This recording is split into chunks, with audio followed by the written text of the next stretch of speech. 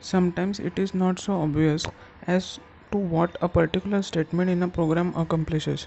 At such times it is worthwhile mentioning the purpose of statement or a set of statements using a comment. So we use comments to explain better explain what program is, or what a particular statement in a program is. Often programmers seems to ignore writing of comments, but when a team is building big software, well commented code is almost essential for other team members to understand it. So whenever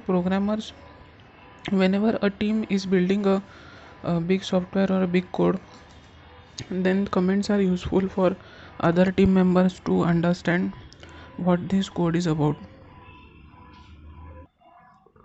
Although a lot of comments are probably not necessary in this program, it is usually the case that programmers tend to use too few comments rather than too many.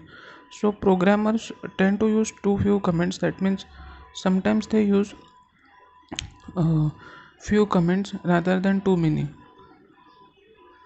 Now comments cannot be nested, for example, so they cannot be nested. So this is one comment, cal of si, then author Sam, date 0101 2002. So this is invariant. So comment can be split over more than one line, but they cannot be nested. So comment can be split over more than one line, just as in this is a jazzy comment. Such a comment is often called a multi-line comment. So this is a jazzy comment. So this such a comment often called a multi-line comment. The comment can be split over more than one line. Main is a collective name given to set of statements. This name has to be main. So this is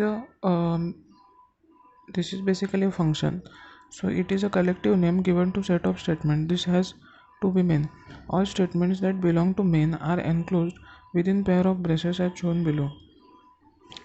So all statements that belong to main are enclosed within pair of braces.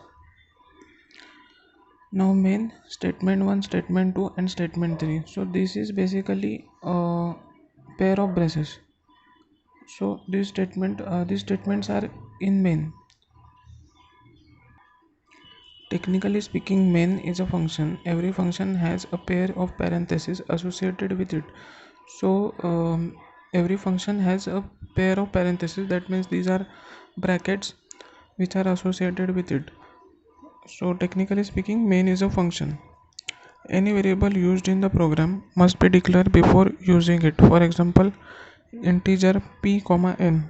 So any variable used in program. So integer is used in program, that is p comma n. So these are integers. So they must be declared before using it. That means float. So r and si are float. P and n are integers. So they must be used. They must be declared before using it. Any C statement always ends with a semicolon. For example, so semicolon is important in any C statement. So any C statement ends with a semicolon. For example, float r comma si. Then r is equal to 8.5. So semicolon is given after float r comma si.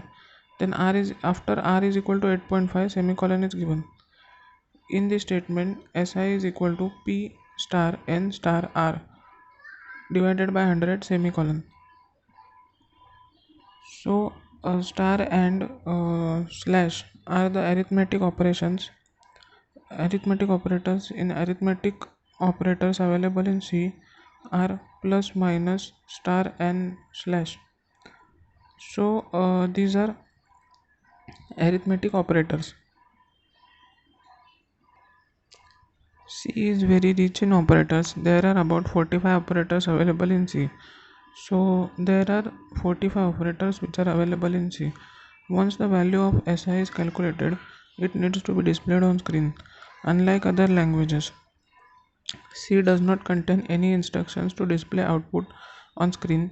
All output to screen is achieved using ready-made library functions. So we have to display this information, that is we have to print this information on screen. So unlike other languages, it does not have any function. It does not have any instruction to display output on screen. All output to screen is achieved using ready-made library function, so that is printf.